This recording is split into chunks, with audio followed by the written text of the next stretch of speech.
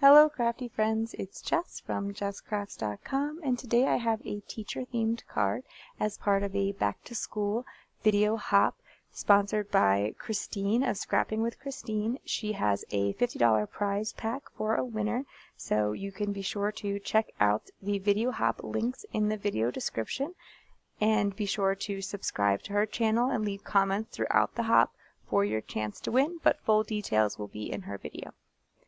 For today's card, I am starting with the Neat and Tangled Schoolhouse stamp set.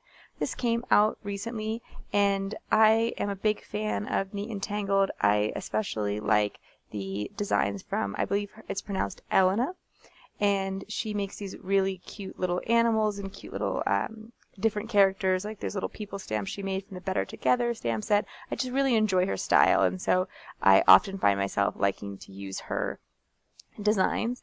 And so when I saw the teacher set, I had to have it. As a teacher, I like to make school themed things, and I also like to make notes and cards of encouragement for fellow teachers, and so that's what I'm doing today. This card will be sent to or given to a fellow teacher for some encouragement. I stamped the fox from the stamp set, and then I covered him with Ink-a-Dink-a-Doo stamping mask paper. I had cut out the masks off screen because the fussy cutting can take a really long time, but I think that it is worth it for making masks because then you can use them over and over again. If you were to just fussy cut the critter and then stick it on the card, you would only get a one-time use out of it. And so for cutting out the critters, I prefer coordinating dies or my scan and cut, and I lend a lot more to my scan and cut now. Then I'm going to stamp the pencil such that it kind of looks like he's holding the pencil. I made sure that the fox was stamped first so he'd be in the front and the pencil behind. I'm going to stamp the pencil on masking paper too. Since I was already stamping it in my MISTI, I just put a scrap of masking paper over it, stamped it again, fussy cut that out, and then covered the fox and the pencil with masking, and I'm ready to do some stenciling. I'm using the Neat and Tangled Modern Triangles stencil. I'm also using Distress Oxide inks in Peacock Feathers. I'm not really using any of the oxide properties of Distress ink, so if you only had Distress ink in the traditional Distress ink, that would work just as well for this particular card. And at first I thought I might only cover a small area around the fox and the pencil to be more of like a circle or oval shape, but as I got going, and this is something that I often do with stencils, I'll lift up the stencil and sort of see how it's turning out, decide if I think that I will like it.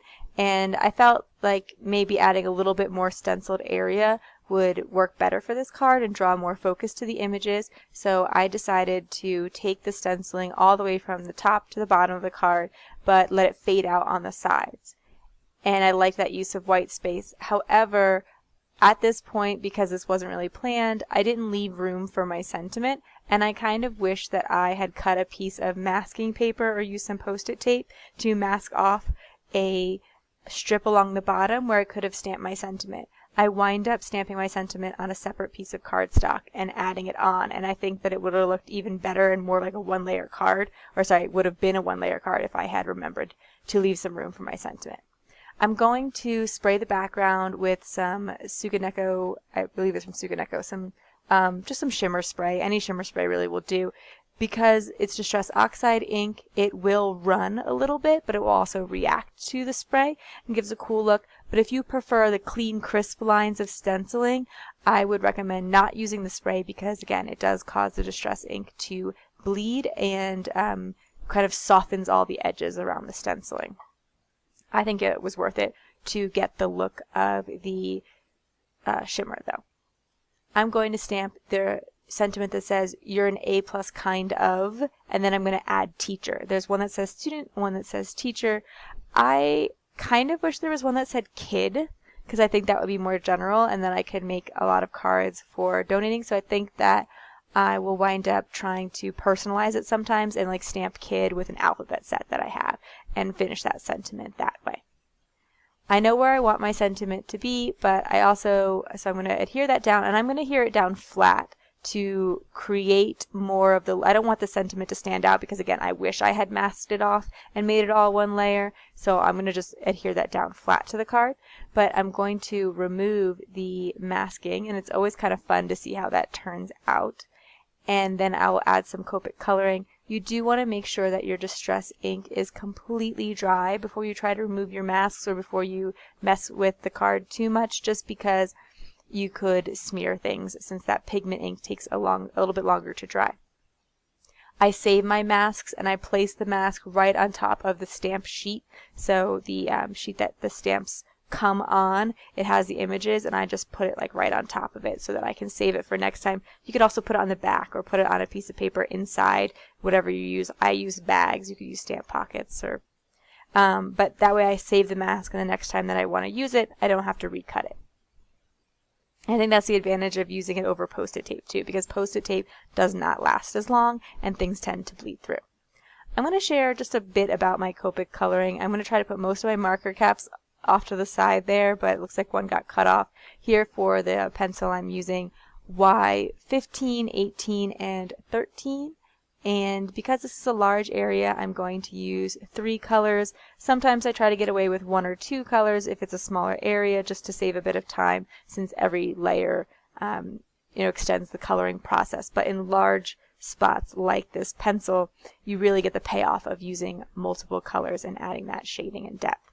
I think about some general areas to add shadow, like I want to have things to have a bit of dimension, so adding some shadows to the top and bottom of the pencil will give it more of a look of dimension. Going on the left and right would as well, but where the fox's paw is covering the pencil, there should be some shadow because his paw would be casting a shadow on the pencil. And when I'm coloring the metallic part of the pencil, I did want to mention that I personally find the C markers, the C grays, to be the best for metal things. Like when I color robots, I tend to use it. And you do want to leave a pretty distinct highlight, because most times when metal catches the light, it will have a particularly shiny area. So make sure you leave one part of the metallic much lighter than the others, and maybe go in and add a deeper shadow than you might otherwise. So even though that was a small area, I actually went for 3 C markers just to, again, emphasize that shine that would be created. And I'm not going to show all the coloring like I mentioned before, so the fox I'm going to color mostly in some YRs, and then I'm going to use some Ws for the whitish areas of the fox, just because I like the warm grays, the Ws, for living things like the fox when I want to color a light area. And that's going to be it for my card today. As I mentioned, this is part of a video hop, so be sure to check out those details in the video description below. Hop over to the other 2 videos, subscribe, leave comments for your chance to win that $50 prize pack, and products will also be in the video description. Thank you so much for watching. Have an awesome day. Bye.